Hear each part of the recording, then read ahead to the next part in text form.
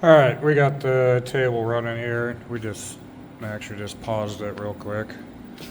We just cut out some circles.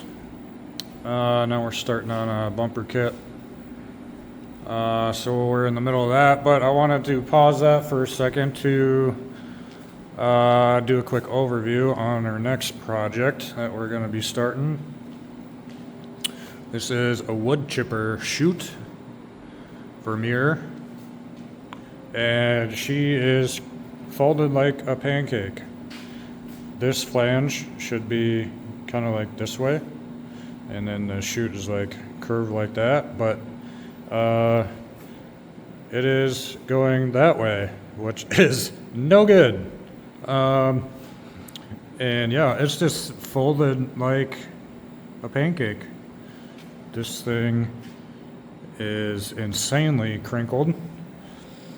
So I guess the story behind this is the customer was using the wood chipper and something happened and the wood chipper went down a hill and ended up doing some tumbles, I think. And this thing being the outermost thing on the wood chipper, it took the first blow there as it rolled down the hill. Apparently, that would have been fun to see, but yeah, this is pretty not good. We do got some damage up here. That's not as bad. A little crinkled up there, but majority of what we're going to be fixing is right here because you can't send anything through that. That's just no worky. So yeah, this is what we're going to be cutting up. We're going to be cutting off and replacing. We're not even going to try to straighten anything back out because that is never going to work. So we'll probably cut it back to where it's still good, and then we will cut a new piece to match the radius of this, and then we'll just splice it onto the good stuff there still, and then get that flange there orientated the correct way, because that is not the correct way. And then yeah, we're gonna do a little bit of work up here. Told the customer I'm not really wanting to do a whole lot up here as far as replacing. So we're just gonna possibly just try to doctor this end up a little bit. The customer has like 3 or 4 replacement chutes of these, so they're basically they just want to get this one fixed up to use as a replacement or keep as a spare, more or less. So we're not too worried about it being perfect. Got a bunch of this stuff that's all tweaked and bent up. I don't know how much we're going to be getting into that, but yeah, main thing is this right here. We're just going to start cutting, and then we'll find our piece that we need to cut, and then kind of just splice everything back together so we get the proper angle of the dangle for the wood chips. So yeah, that's the overview of our next one. Gonna get the table back running here, and then we'll start cutting away on this one. All right, quick update here on the chute and other things. We got the majority of the crinkled stuff cut out. It wasn't too hard at all. I'm not sure. I might lop that off just to make it flush again. I'm not sure. I haven't quite thought about what I want to do there. This is still good material. That's not really crunched up or nothing, so I don't know if it'd be worth it to cut it off or not. I might just kind of leave this and then focus on the 2 side plates. We still do got to extend this a little bit, I think. I'm not 100% sure, but there's a flange. We do got to clean that up a little bit more before we cut the plates out and get that ready to weld back on there. But for the most part, everything is kind of cut out, not quite cleaned up. I just kind of focused on getting all the bad stuff cut off for now. I think this is bed liner. It's really rubbery. I think that's what is on here, but I got out the torch for this side, and man, this stuff just went everywhere as soon as it melted all over the floor. It was like liquid rubber, so I'm pretty sure this is bed liner, but I did majority of the stuff with the cutoff wheel. Just had to bust out the torch right there, but that's that for the chute. I don't think I'm gonna mess with that thing any more today. We're doing other stuff. We got a bunch of stuff cut out. Table's been running. Steel order here. We got most of our bumper kit cut out. We do have a bit more to cut out for this, but this is kind of the majority of it. We did get our circles cut out.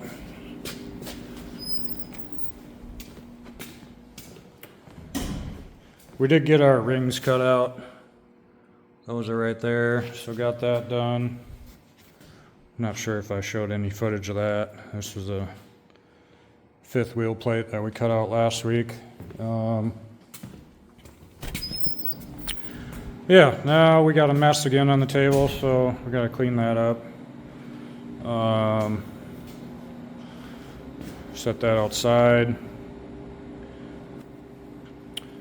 We got to put together kind of the pieces, the rest of the pieces that we need for this bumper kit.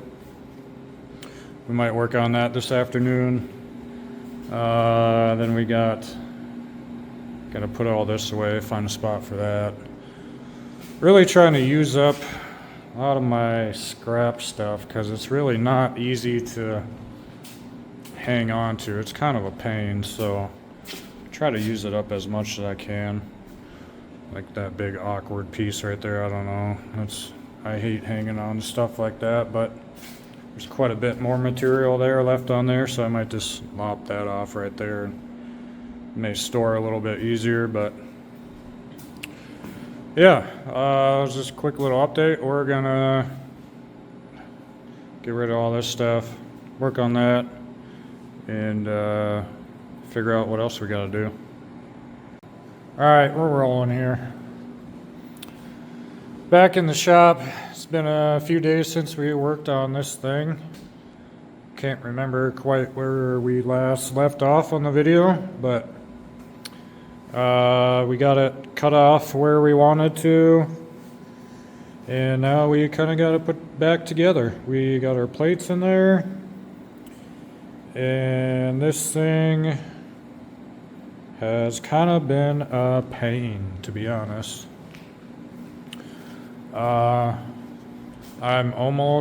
I'm like past halfway done with it, and I'm realizing that I should have just remade this whole chute, to be honest. I should have just scrapped that and threw that the fuck away, and then just made new side plates and went from there, because trying to splice all that in, get that the right length and angle of the dangle and all that bullshit hasn't been fun. So yeah, kind of one of those things that it is what it is, I guess. Signed myself up for it, so. But we got it almost all welded. I just realized I needed to get that spot right there, but honestly, part of the reason why I wanted to start fresh is because of this. This is like a rubberized undercoating, and it just melts. You can't grind it away. you gotta melt it away. So I've been over here just melting and grinding and melting, and that has been not very fun. It's definitely made things a little interesting. So yeah, I would rather just start from scratch, but we're here now. Can't go back. So yeah, we kind of just set that other one up on the table, like next to each other, and then I just put a straight edge connecting these two flanges together. That way they were kind of angled. That way, I basically angled this flange the same as that one, and then when I was splicing this in there, I just made sure everything looked right. I kind of did, one of these deals where you just eyeball it, good old trusty eyeballs, and that got me pretty close. That's the number one tool I use the most in the shop is the eyeballs, so usually never fails, but yeah, it's angled the right way now. Everything on this end is good, I think. I got this end to work on, and I'm kind of lost what I should do here. Kind of really scratching my head. This is what we got to work with here. I was hoping to fix this with minimal amount of effort, but I'm just not quite sure how that's gonna happen because she's pretty dangled up.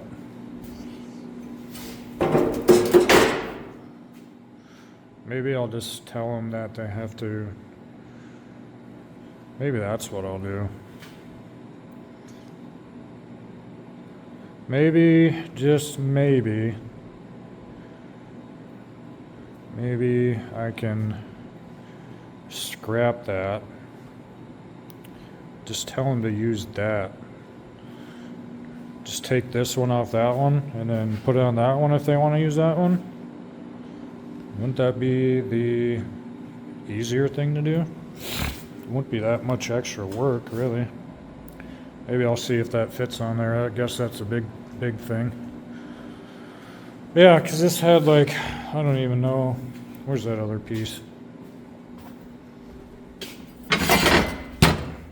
This had this thingamajig on it. And then that chute would lock into these little tabs. When you adjust it, it'd lock into one of those tabs. But this is all fucked up, if you can see, so fixing that would probably not be so easy. And I did cut it, whoops. Yeah, so that's not usable. Scratch that idea, throw that idea right out the window, because I had to cut it to get this thing off there. Could make a new one, I guess. I don't know if I want to do that. Would be pretty time intensive to draw this part up. Wouldn't be hard to make the other stuff, but this part, incorporating that would be a little bit difficult. I don't know, I might have to throw this project on the ground until I thinking about it some more. Yeah.